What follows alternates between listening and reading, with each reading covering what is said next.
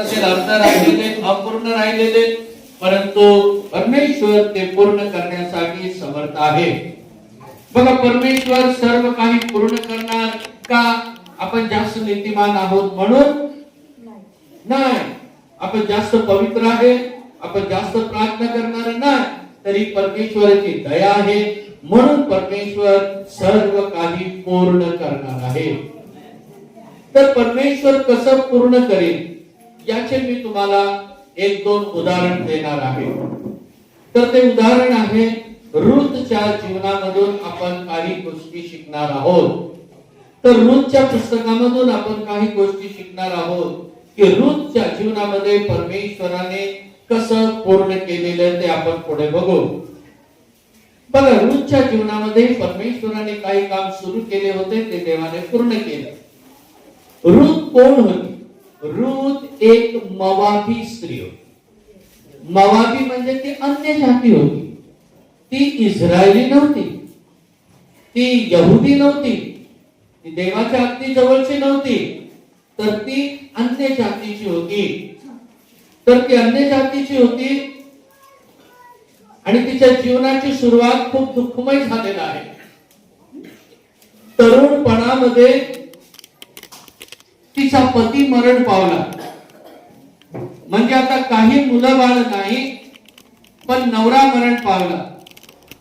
असं असेल तर त्या मुलीचं जीवन कसं असेल? तरुणपणामध्ये नवरा मरण पावला, लेकरं नाही, मुलं बाळ नाही, सासरा पण मरण पावला. जे पुरुष कोणच घरी राहिले नाही, फक्त तिची सासू राहिली. आणि आता पुरुष मेल्यामुळे, लेकरं नसल्यामुळे रूथचं जीवन अंधकारमय झालं. रूथचं भविष्य अंधकारमय झालं. रूथच्या जीवनामध्ये आनंद राहिला नाही. तिचे दिवस दुःखाने एक एक पुढे जात होते. या दुःखामधून देवाने रूथसाठी एक पूर्णतेची सुरुवात करून दिली. देवाला तिच्यावर दया आली आणि तिच्यासाठी पूर्णतेचं काम परमेश्वराने सुरू केलं. प्रिय बंधू बहिणींनो, ज्याप्रमाणे रूथचं जीवन एक अंधकारमय होतं, रूथच्या जीवनामध्ये एक आनंद नव्हता, विसावा नव्हता, तसंच आपल्याही जीवनामध्ये कदाचित असं वाटत असेल, काय बाबा आपण जीवन जगून काय उपयोग?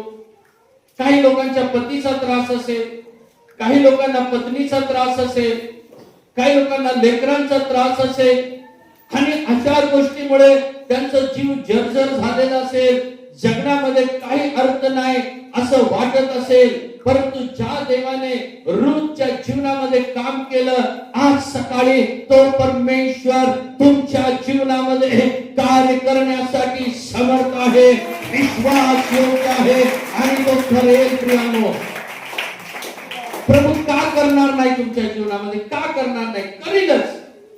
कारण तुम्ही जसं रूथ मवाबी होती, अन्य जातीची होती, आपण पण अन्य जातीचे आहोत. जसं रूथला आशीर्वाद मिळाला, तोच आशीर्वाद परमेश्वर आपल्याला साठी पण आज सकाळच्या वेळेस आणलेला आहे. फक्त शांत रीतीने प्रभूचं वचन ऐका. वचन चालू असताना आपसामध्ये बोलू नका आणि एक एक वचन स्वीकार करा आणि देवाचं गौरव करा. आपण रूथच्या गोष्टी वाचण्या अगोदर एक वचन वाचूया. स्तोत्र 37 आणि वचन 5. Psalms 37 and verse 5. 37:5.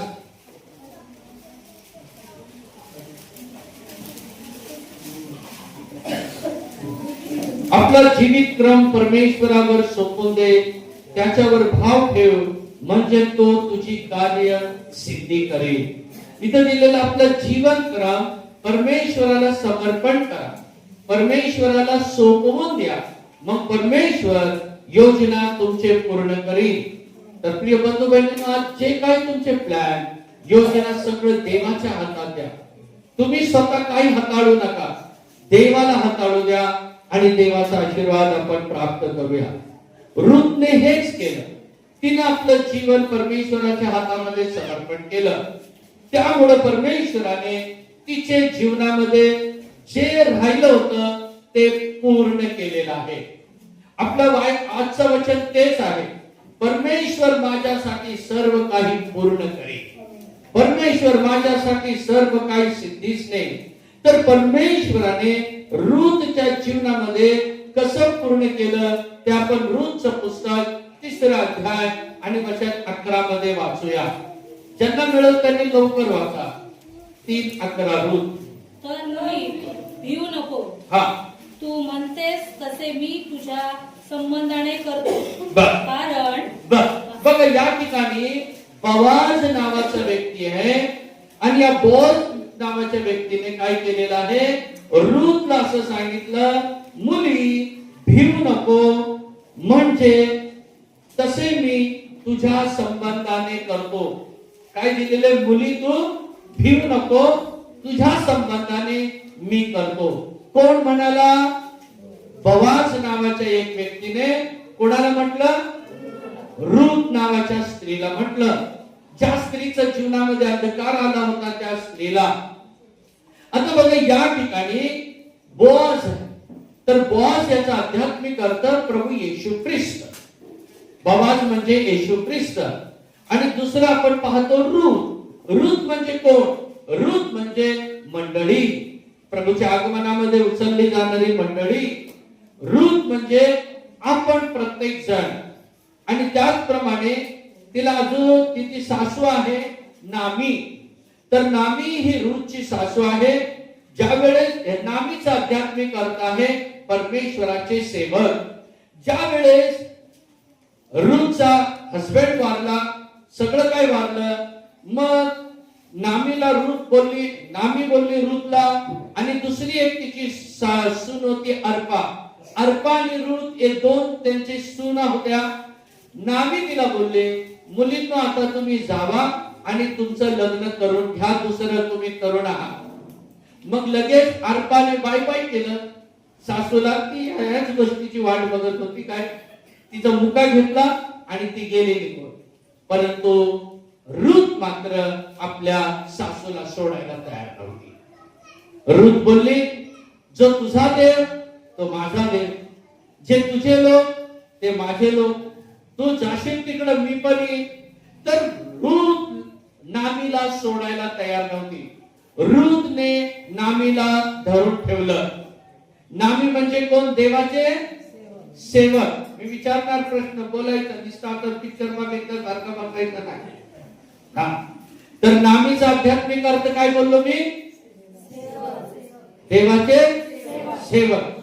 आणि रूथचा अर्थ काय बोललो मी, मंडळी. आणि बोआजचा अर्थ काय बोललो, Yeshu Khrist. Praise the Lord. तर प्रियांनो या ठिकाणी बघा, रूथ आणि अर्पा, अर्पा काय केली, नामीला सोडून गेली. ते कोण आहे, ते पतन पावलेल्या लोकांचं प्रतीक आहे. ते हात सोडले गेलेले मंडळीचं प्रतीक आहे. नामी म्हणजे देवाचे सेवक. तर प्रियांनो या ठिकाणी किती लोक रूथ आहे, एक हालेलुया बोला. अरे बाप, हालेलुया बघू. असं 2-3 हालेलुया बोललेला मला रडायला केली.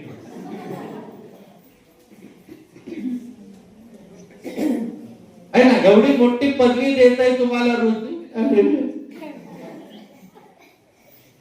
Praise the Lord. स्वर्गामध्ये फक्त हालेलुया बोलायचे. तुमच्या माहितीसाठी सांगतो, स्वर्गात काय बोलणार, फक्त हालेलुया. इथं अलर्जी आहे तर तिथं तुम्हाला इंटरेस्ट नाही. हालेलुयाची ज्यांना अलर्जी आहे त्यांना तिथं काय नाही, तिथं एंट्री नाही. कारण तिथं जाऊन काय बोलायचं, फक्त हालेलुया. नाहीतर तुम्ही म्हणाल मी आपली काय मराठी सोडणार नाही. तुझी मराठी तिथं काय कोणाला कळणार नाही आणि समजणार पण नाही. तू म्हणणार नाही हिंदी, हिंदी हिंदी पण नाही चालणार. कोणती कन्नड पन्नड काहीच चालणार नाही तिकडे. फक्त एकच भाषा चालणार, कोणती, हालेलुया. हा, असा आवाज येऊ द्या, थोडं चार्जिंग व्हा, थोडंसं बस. Praise the Lord. तर प्रियांनो आपल्याला आता मी बोललो तर या ठिकाणी जे जे रूथ आहे ते हालेलुया बोला. हालेलुया. Praise the Lord. ते काय काम आहे नामीला? नामी म्हणजे कोण? देवाचे सेवक. तर तुमच्या मंडळीत नामी आहे का नाही? आहे ना? Praise the Lord. तर नामीला शेवटपर्यंत धरून राहायचं. परंतु अर्पा काय करणार? मुका घेणार आणि बाय बाय करणार. मला लय आठवण येते पालक साहेब, पण काय करू ते चाललंय. Praise the Lord. अर्पा आहे का इथं कोण? बसलेले किंवा बसलेला? प्रभूला धन्यवाद. तर प्रियांनो, आपण सर्व रूट सारखं नामीला धरून राहायला पाहिजे. बघा, ही नामी काय करायची? नामी रूटला गायडन्स करायची, मार्गदर्शन करायची. सगळं काय कसं करायचं हे मार्गदर्शन करायची, तिला शिकवायची. म्हणून रूटच्या जीवनामध्ये आपण आता वाचलो होतो, बॉसने बोलला, मुली घेऊ नको, तुझ्या संबंधाने मी सर्व काही करतो. बॉस म्हणजे येशू ख्रिस्त. तर आज येशू ख्रिस्त तुम्हा प्रत्येकाला बोलत आहे, मुला घेऊ नको, तुझ्या संबंधाने मी सर्व पूर्ण करणार आहे. मी तुझ्या संबंधाने पूर्ण करणार आहे. या वर्षात तुझं काही बॅलन्स राहणार नाही. यावेळेस सगळं काही पूर्ण करण्यास तो समर्थ आहे. Praise the Lord. काही वेळेस या वर्षात तुमच्या प्रार्थना अर्धे राहिले असेल. सर्व काही परमेश्वर पूर्ण करून देणारा परमेश्वर आहे. दुप्पट देणारा परमेश्वर आहे. परमेश्वर पूर्ण करून देणार आहे. फक्त देवावर विश्वास ठेवा. बघा, ही नामी रूथच्या जीवनात सर्व काही पूर्ण होण्यासाठी तिला 5 गोष्टीची गरज भासली. किती गोष्टीची? 5 गोष्टीची गरज भासली. त्यापैकी पहिला आहे रूथची संगती. 5 गोष्टींमधून पहिली गोष्ट काय? रूथची संगती. मग रूथची संगती नामी बरोबर होती. पहिली गोष्ट काय? रूथची संगती कोणाबरोबर होती? नामी बरोबर. तर तसं नामी म्हणजे कोण? मोठ्याने बोला. हा, देवाचे सेवक. नामी रूथची सासू होती. हा, नाहीतर तुम्ही आपल्या स्वतःच्या सासूचं नाव घे. तर ते तुमचे फॅमिलीच्या गोष्टी. परंतु आपण आध्यात्मिक गोष्टी शिकत. तर रूथ नामीला धरून राहिले. नामी तिला शिकवायची. बघा, आपण वाचू रूथ 3 अध्यायाचं 4 वचन. रूथ 3:4. तो कोठे निसतो हा. हे पाहून ठेव, आणि तो निसला म्हणजे तू जाऊन त्याच्या पायावरचे पांघरून काढून तेथे निजून जा. मग काय करायचे ते तोच तुला सांगेल. बघा, या ठिकाणी काय करायचं आहे? नामी, सासू, सेवक, रूथ मंडळी मार्गदर्शन करत आहे. असं करा, असं करू नका. तर प्रियांनो, ज्या वेळेस तुम्ही देवाच्या सहवासात, सेवकांच्या सहवासात राहाल, देवाचे सेवक लोक तुम्हाला मार्गदर्शन करतील. तुम्हाला काय करायचंय, तुम्हाला कसं करायचंय, त्याबद्दल ते मार्गदर्शन करतील. तर रूथच्या जीवनामध्ये सर्व काही पूर्ण होण्यासाठी पहिली गोष्ट कशाची पडली? इकडे बोला. कशाची गरज पडली? संगती. तर पहिलं देवाच्या सेवकाबरोबर संगती ठेवा, तरच तुमच्या जीवनातल्या सगळ्या गोष्टी पूर्ण होतील. Praise the Lord. तर आपल्या लाईफ मध्ये, आपल्या जीवनामध्ये गोष्टी पूर्ण करायच्या असेल तर नामीची संगत ठेवा. आणि दुसरं काय? दुसरं तिला ते मार्गदर्शन दिलेले 4 गोष्टी आहे. आपण तिथं वाचतो. वाचूया रूथ 3 अध्यायाचं 3 वचन. रूथ 3:3. तर तू नाहनन माखण कर, चांगली वस्त्रे लेऊन खळ्यात जा, पण त्याचे खाणे पिणे संपेपर्यंत त्याच्या नजरेस पडू नको. प्रभूला धन्यवाद असो. बघा, इथं 4 गोष्टी दिलेल्या आहेत. पहिलं काय? नाहण माखण. पहिलं नाहण. बोला, नाहण. लाल साडीवाले नाही बोलले काय? बोला, पहिलं काय? नाहण. आता बोलले. आणि दुसरं आहे माखण.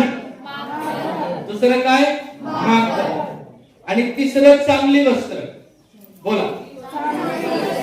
आणि चौथं खळ्यात जाणे. खळ्या थोडं थोडं जाणे. हा, पुढचं मी बोललो खळ्यात जाणे. तर या 4 गोष्टी तुमच्या लक्षात असल्या पाहिजे. पहिलं काय करायला सांगितलं तिला? आता 2दा बोला. नाहण नाहण.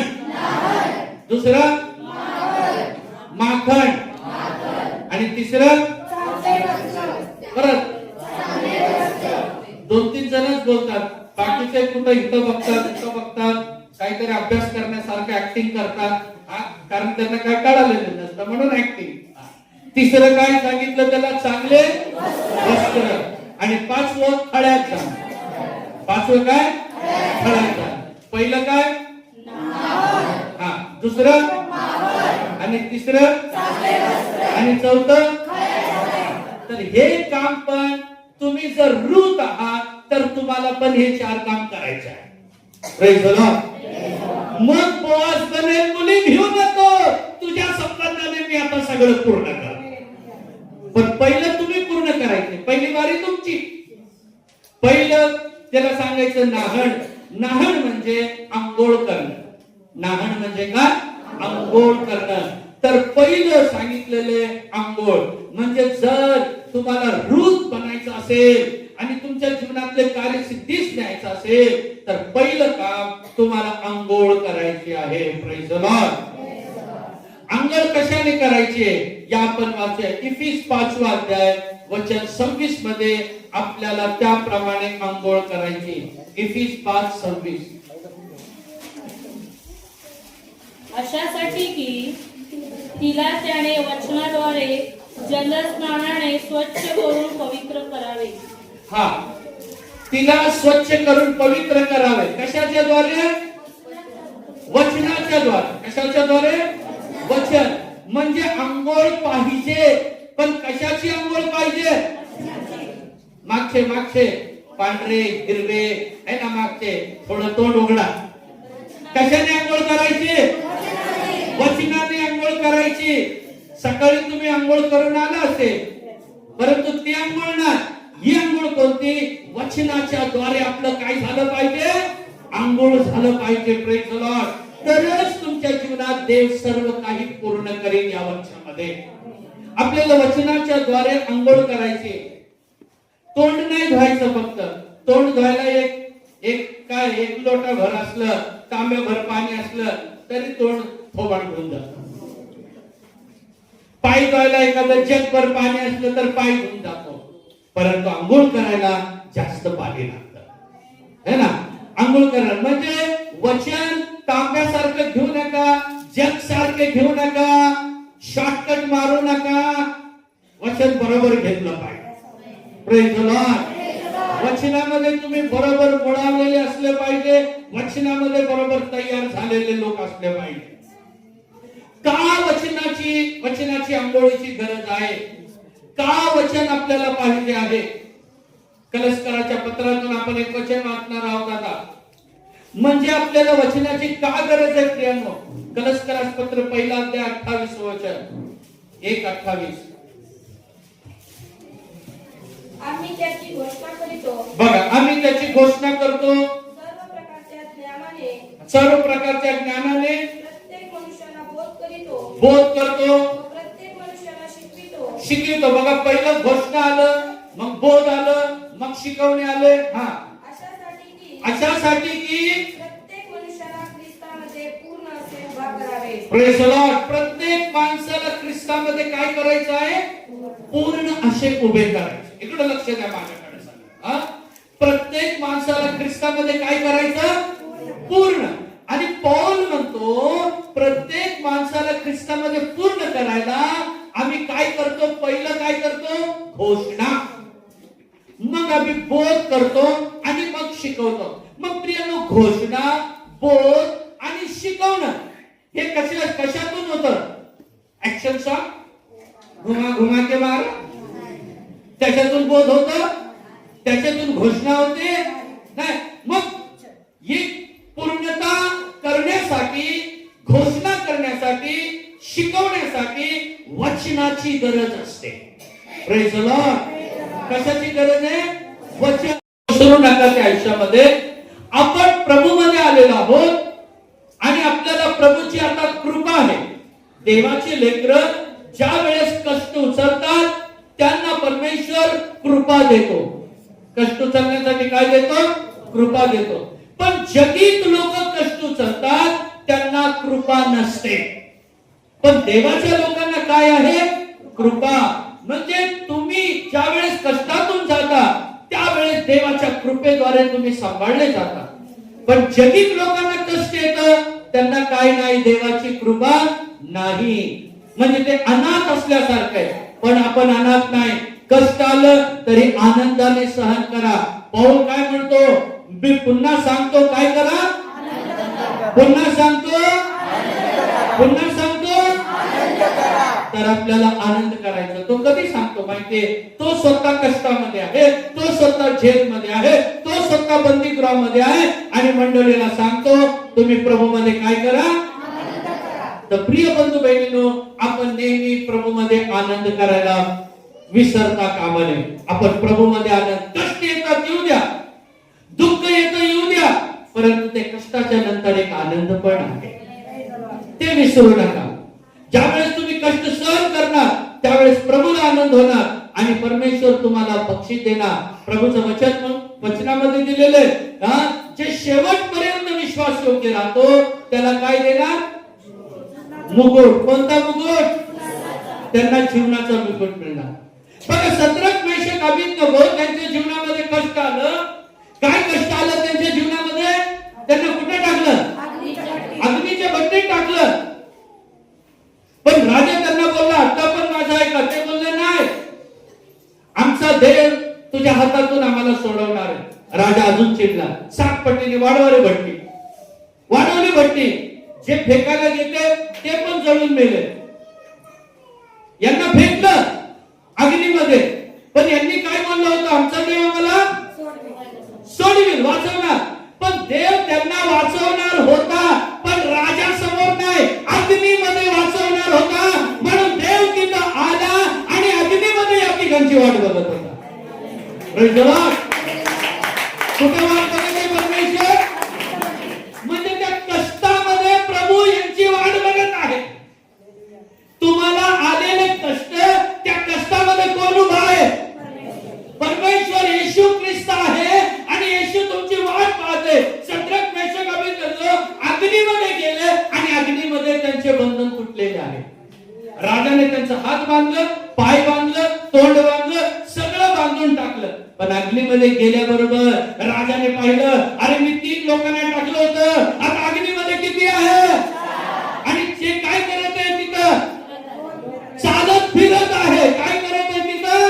चालत फिरत. म्हणजे त्यांच्या हाताचे बंधन काय झालेले?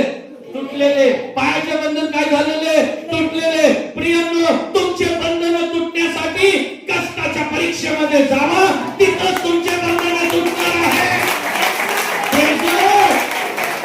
म्हणून त्यावेळेस देवाकडून एखादं कष्ट आहे तर त्या कष्टामध्ये खूप मोठा आशीर्वाद पण आहे. जेव्हा जेव्हा तुम्ही परीक्षेमध्ये जाल आणि तुम्ही देवाकडे तक्रार करणार नाही, त्या परीक्षेनंतर प्रभू तुम्हाला उंच करणार. मी माझ्या लाईफ मध्ये अनुभव घेतलेले, माझ्या जीवनामध्ये मी पर्सनल अनुभव घेतलेले.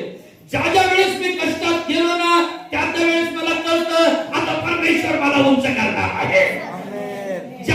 आणि जास्त दुःखात गेलं, जास्त परीक्षा, समजायचं जास्त परमेश्वर उंच करणार. निराश होऊ नका. देवाचं मंदिर सोडू नका, वचन सोडू नका, प्रार्थना सोडू नका, नामीला सोडू नका, देवाचं पवित्र भवन सोडू नका. टिकून राहा.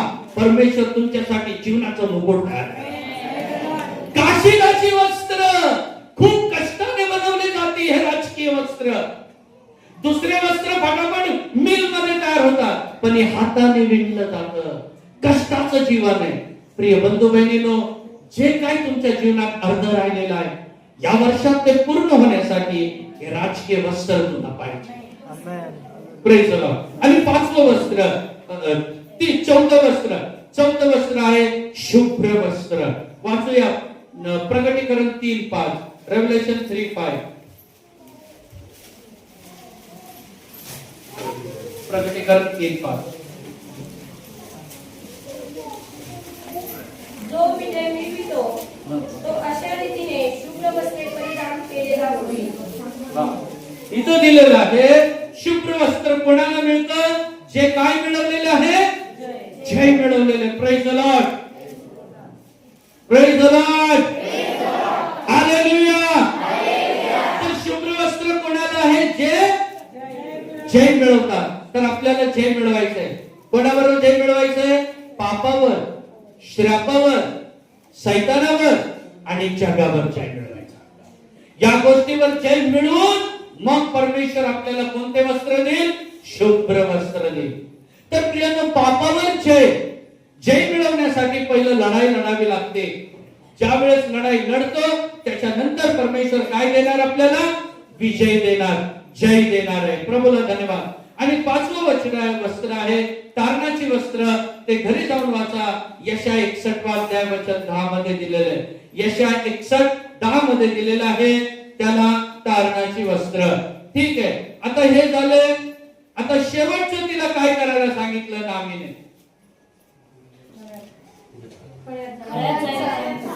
नाही ऐकलं. मागचे पण थोडस हाताला थोडस काहीतरी बोला, थोडं तोंडाला थोडं. का कुठं जायला सांगितलं? खड्यात जायला सांगितलं. Praise the Lord. कुठं जायला सांगितलेले? खड्यात जायला सांगितलं. खडा, त्याला थ्रेशिंग फ्लोर म्हणतात इंग्लिश मध्ये. खडा म्हणजे काय? खडा म्हणजे प्रियांनो, ज्या वेळेस शेतातून कापणी करतो शेतकरी आणि कापणी करून तो खड्यात आणतो, तिथं भुस्सा आणि दाणा वेगळा केला जातो. भुस्सा आणि दाणा काय केलं जातं? वेगळा केला जातो. आणि तिथूनच जे दाणे आहेत ते कोठारामध्ये जातात आणि भुस्सा कुठे जातो? अग्नीत जातो. Praise the Lord. भुस्सा कुठे जातो? अग्नीमध्ये. आणि गहू कुठे जातो? दाणा कुठे जातो? कोठारामध्ये. त्याला म्हणतात खडा. आता खड्यात जायला सांगितलं. कोण सांगितलं? नामीने. कोणाला सांगितलं? रूथला सांगितलं. नामी म्हणजे कोण? आणि रूथ म्हणजे कोण? मंडळी, आपण.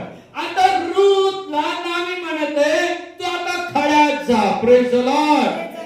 तर आपल्याला सगळ्यांना खड्यात जायचं आहे. खरं म्हणजे काय? देवाचं सानिध्य, प्रेझेन्स ऑफ गॉड. देवाचं सानिध्य म्हणजे आपलं खळं आहे. तर प्रिय बंधू बहिणींनो, या दिवसात आपल्याला सगळ्यांना खळ्यात जायचं आहे.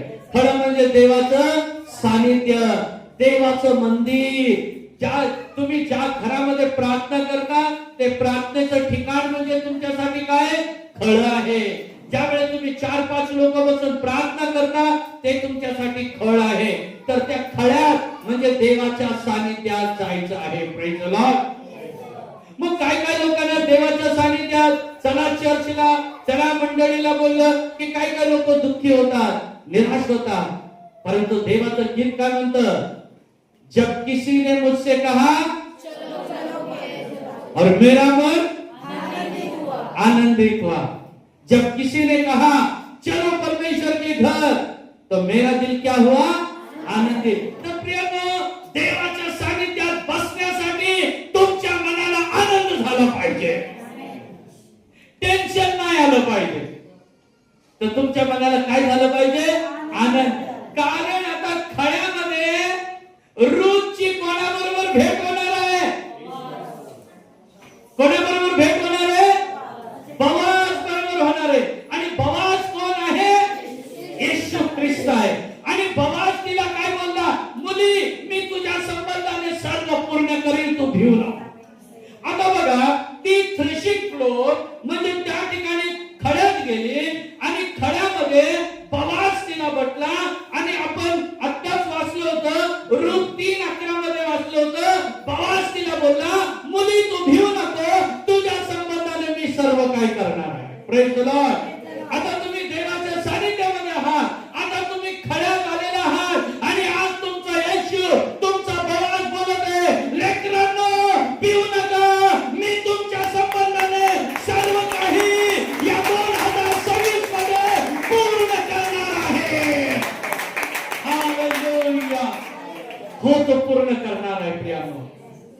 आपण तू उभे राहूया. देवाला सर्व काही पूर्ण करायचं आहे. कदाचित तुमच्या जीवनामध्ये आशीर्वादाची दिरंगाई झाला असेल. आपले डोळे बंद करा. डोळे बंद करा. उभे राहा म्हणजे इंटरव्ह्यू झालेला नाहीये. हालेलुया. कदाचित तुमच्या जीवनामध्ये आशीर्वादाची दिरंगाई झाला असेल, पण प्रभू या नवीन वर्षामध्ये भरून काढणार आहे. तो तुला देणार आहे प्रिय मुला मुली. आणि या वर्षामध्ये तुझं कदाचित फायनान्शियल स्ट्रगल झालेला असेल, पैशाची अडचण तुला झाली असेल, पण भिऊ नको. परमेश्वर म्हणतो मी ते पूर्ण करणार आहे. या वर्षामध्ये 2025 जे गेलेलं आहे, तुला भरपूर सेवेची संधी मिळाली होती, परंतु ते तुला करता आलं नाही. पण 2026 मध्ये प्रभू बोलतो मी तुझी सेवेची संधी पूर्ण करून देणार आहे. परमेश्वराला पूर्ण करायचा. Broken homes and broken marriages. जे घर तुटलेलं आहे आणि जे लग्न तुटलेलं आहे, परमेश्वर बोलत आहे यावर्षी मी पूर्ण करणार आहे.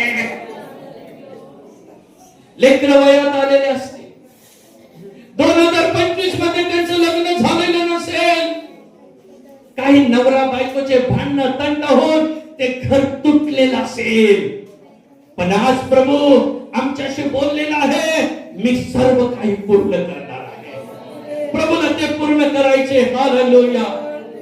प्रियानो, तुमच्या आध्यात्मिक जीवनामध्ये निराशा आली असेल, वेदना आला असेल, दुःख आलं असेल आणि तुम्ही निराश झाला असेल, मी जगून काही उपयोग नाही असं बोललं असेल, पण भिवू नका.